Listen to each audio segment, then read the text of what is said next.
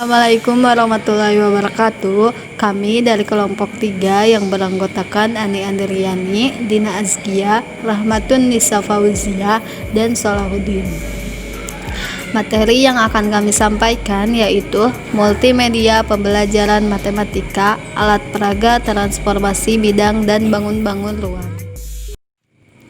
Alat peraga matematika yaitu dalam Lisa Musa SPD 2018, alat peraga merupakan alat bantu atau alat yang digunakan untuk mempermudah menyampaikan informasi. Dalam dunia pendidikan, alat peraga diartikan sebagai alat bantu yang digunakan untuk membantu proses pembelajaran agar pesan yang ingin disampaikan dapat diterima dengan baik, sehingga proses pembelajaran dapat berjalan dengan efektif dan efisien. Pentingnya alat peraga yaitu dapat menghasilkan generalisasi atau kesimpulan abstrak dari representasi konkret. Maksudnya, dengan bantuan alat peraga yang sifatnya konkret, siswa diharapkan mampu menarik kesimpulan.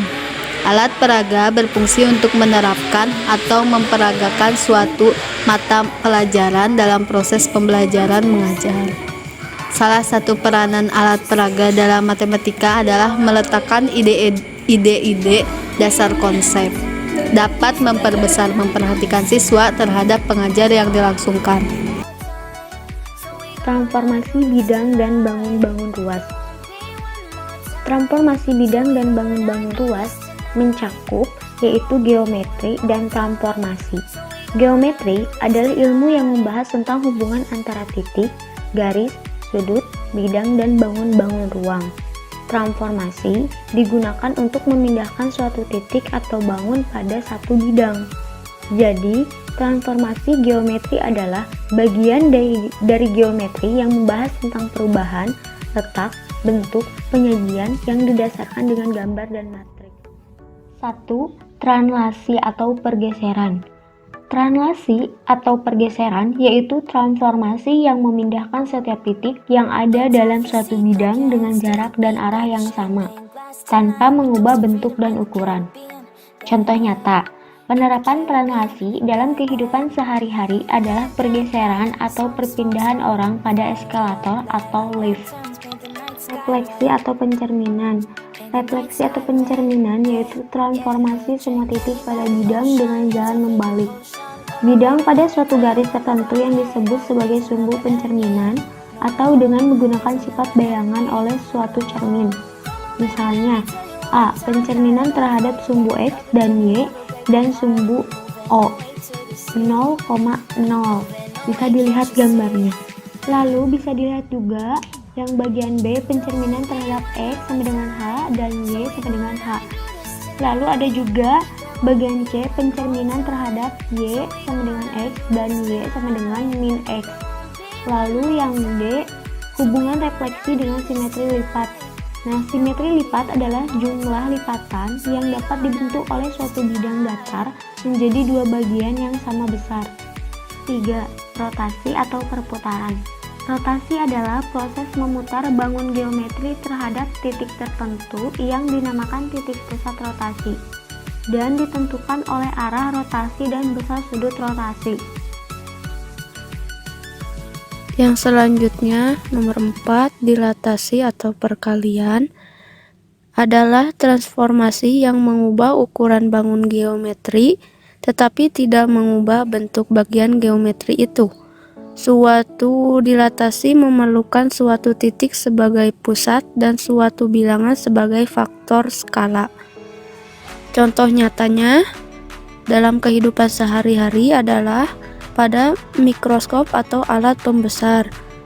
Pusat rotasi adalah titik tetap atau titik pusat yang digunakan sebagai acuan untuk menentukan arah dan besar sudut rotasi.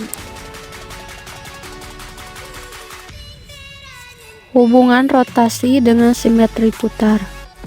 Simetri putar adalah jumlah putaran yang dapat dilakukan terhadap suatu bangun datar di mana hasil putarannya akan membentuk pola yang sama di sebelum diputar, namun bukan kembali ke posisi awal.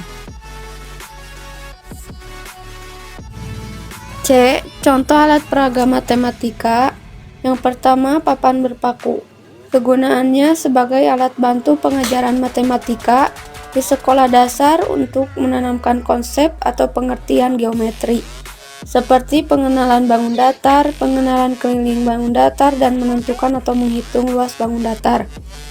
Bentuk alat peraganya, bahan dan alat yang digunakan: triplek, gergaji, paku payung, lem kayu, pilok, amplas, mistar, spidol, karet gelang.